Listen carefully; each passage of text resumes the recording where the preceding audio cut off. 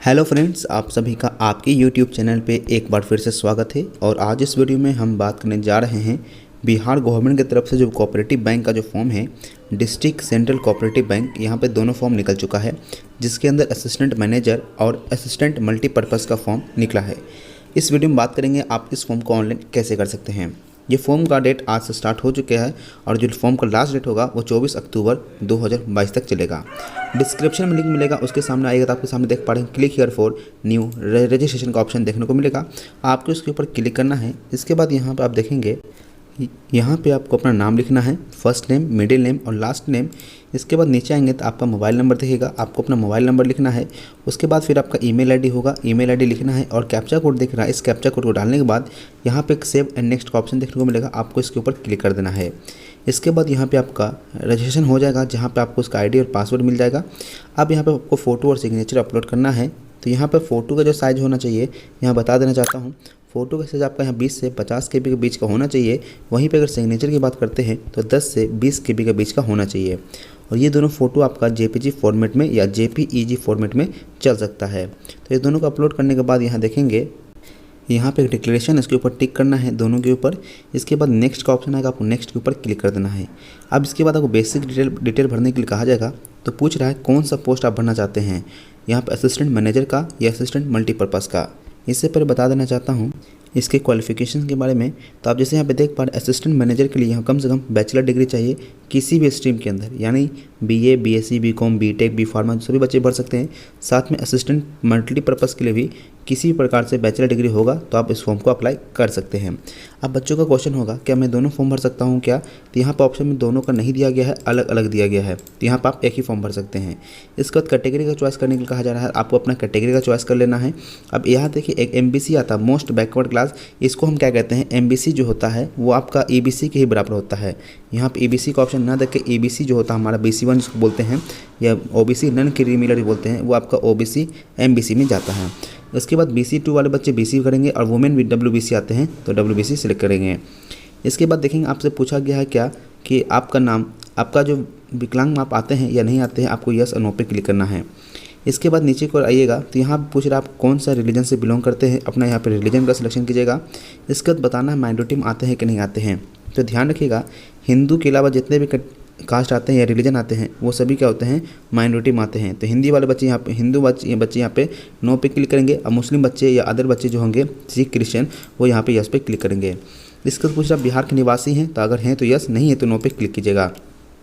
अगर आप apply no पे क्लिक करते हैं, जनरल के तौर पे आप कैटेगरी माना जाएगा। अगर बिहार के निवासी हैं तभी आप यस पे क्लिक करेंगे। इसके बाद पूछ रहा है कि आप फ्रीडम फाइटर के नाती नतनी पोता पोती हैं क्या, हैं तो यस, नहीं तो नो पे क्लिक कीजिएगा।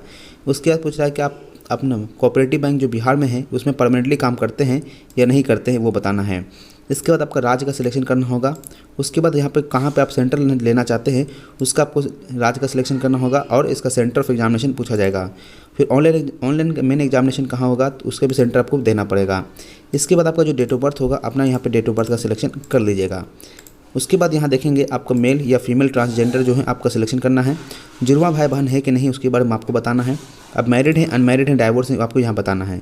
इसके बाद यहाँ पे आपके पापे का नाम, आपके मम्मी का नाम जैसे मैट्रिक में वो देना है। उसके बाद एड्रेस 1 में आप देख पा रहे होंगे तो यहाँ पे आपको गांव का नाम लिख देना है और वार्ड नंबर लिख देना है। दूसरे में पोस्ट ऑफिस लिख दीजिएगा, तीसरे में थाना लिख दीजिएगा। और चौथा यहाँ देख पा रहे हैं डिस्ट्रिक्ट है तो अपना सिलेक्शन कीजिएगा, डिस्ट्रिक्ट कौन सा आपका है, राज्य कौन सा है और पिन कोड क्या है वो लिख दीजिएगा। अगर परमानेंट एड्रेस कॉरेस्पॉन्डेंस से में तब यहाँ पर आप टिक कर दीजिएगा। इसके बाद फिर नीचे आइएगा तो यहाँ पर आप देख पा रहे हैं चॉइस फॉर इनवॉइसिंग दिया हुआ है, तो आपको यहाँ परमानेंट पे सिलेक्शन करके वैलिडेट योर डिटेल का ऑप्शन है उसके ऊपर क्लिक कर दीजिएगा।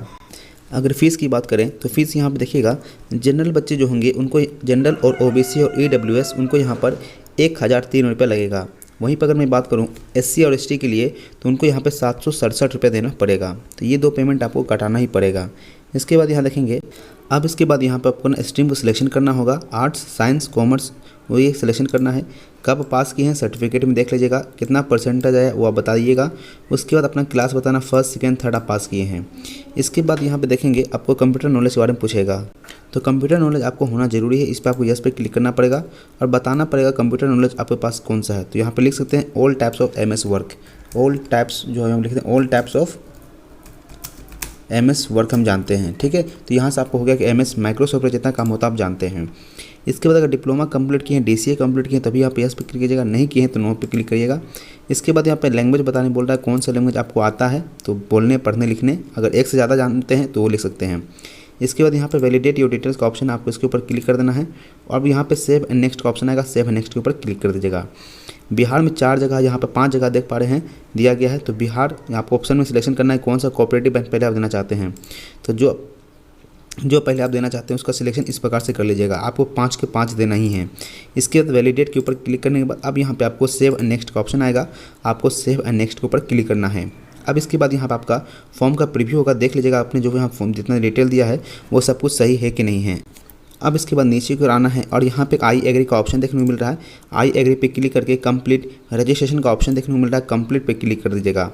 इसके बाद आप ओके पे क्लिक करके अब यहाँ पे आपको डॉक्यूमेंट्स 2 अपलोड करना पड़ेगा। कौन कौन सा अपलोड करना पड़ेगा, एक होगा लेफ्ट थंब इम्प्रेशन और एक होगा हैंड रिटन डिक्लेरेशन। लिखना क्या है आप यहाँ पे देख पा रहे हैं, ये लिखना है और एक सादा पेज पे इसको स्कैन करके अपलोड करना है। साइज़ की अगर बात करते हैं, लेफ्ट थंब इम्प्रेशन आपका 20 से 50 KB के बीच का होना चाहिए।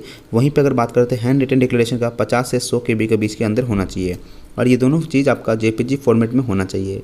इसके बाद दोनों को अपलोड करने के बाद कैप्चा दिख रहा है और सेव एंड नेक्स्ट के ऊपर क्लिक कर दीजिएगा। इसके बाद यहाँ देख पा रहे हैं आप, यहाँ उसको ओके पे क्लिक करना है। अब यहाँ पे आपको पेमेंट काटने के लिए कहा जाएगा, आपको यहाँ पेमेंट कटवाना है। तो यहाँ पे आप देख पाइएगा ये आपको पेमेंट करने के लिए एक कैप्चा कोड दिख रहा है, इस कैप्चा कोड को यहाँ पे आप डाल दीजिएगा। उसके बाद सबमिट का ऑप्शन देखने को मिल रहा है, सबमिट के ऊपर क्लिक करते ही यहाँ पे आपको ओके पे क्लिक करते हुए आगे की ओर बढ़ना है।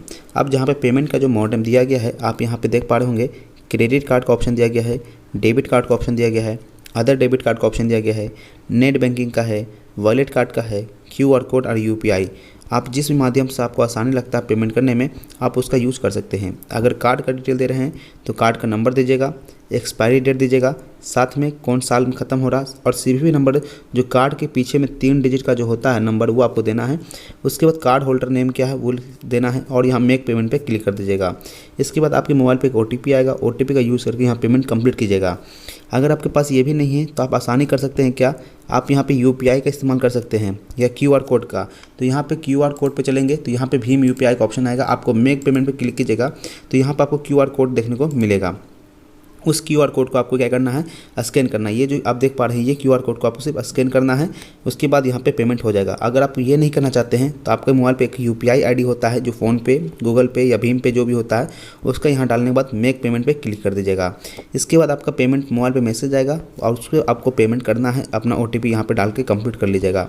इस प्रकार से आपका फॉर्म कंप्लीट होगा, पेमेंट भी, और फिर से आपको लॉगिन करना है और वहाँ पे फिर प्रिंट आउट का ऑप्शन देखने को मिल जाएगा और इस प्रकार से प्रिंट आउट आप निकाल सकते हैं। आशा करता हूँ ये वीडियो अच्छा लगा होगा। वीडियो अच्छा लगा तो लाइक, शेयर और चैनल को सब्सक्राइब कर लीजिएगा। मिलेंगे जल्दी नेक्स्ट वीडियो में। Thank you.